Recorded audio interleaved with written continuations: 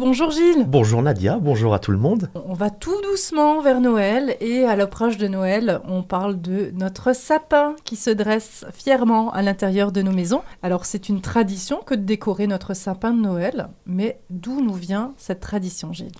À l'origine, on ne décorait pas le sapin. Sa symbolique se suffisait à elle-même. C'est véritablement au Moyen-Âge que l'on commence à voir apparaître des décorations.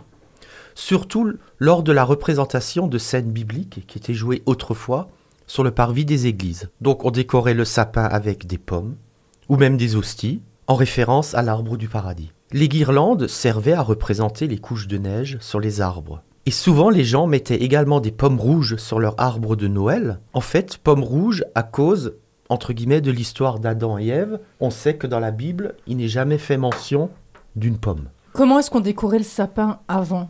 Donc tu l'as dit, avec des pommes. Oui, dès le XIe siècle en Allemagne. Et après, c'est une tradition qui s'est répandue dans toute l'Europe du Nord. On a rajouté des confiseries, des petits gâteaux à partir du XVIe siècle, mais aussi des roses, qui est le symbole liturgique de la Vierge. Les premiers sapins illuminés apparaissent à la fin du XVIIe siècle. Et comment est-ce qu'on les illuminait? En fait, avec des coquilles de noix remplies d'huile. C'est dangereux ça. Oui, non, ce n'est plus à faire aujourd'hui, ça. J'imagine qu'il devait y avoir pas mal d'incendies. Oui, on va éviter quand même de le faire. Quant à l'étoile, qui orne le sommet de l'arbre, elle fait naturellement référence. À l'étoile de Bethléem. Exactement. Qui guide les rois mages. Voilà. Oui, effectivement. Mais c'est vrai que de nos jours, on a une pointe aussi maintenant, on a plusieurs variantes que l'étoile. Tout à fait. Et après, cette tradition s'est exportée en France, après la guerre de 1870, où on est devenu allemand, dans la région. Et ce sont les Américains qui ont vraiment inventé les premiers sapins illuminés avec des bougies dans les années 1880.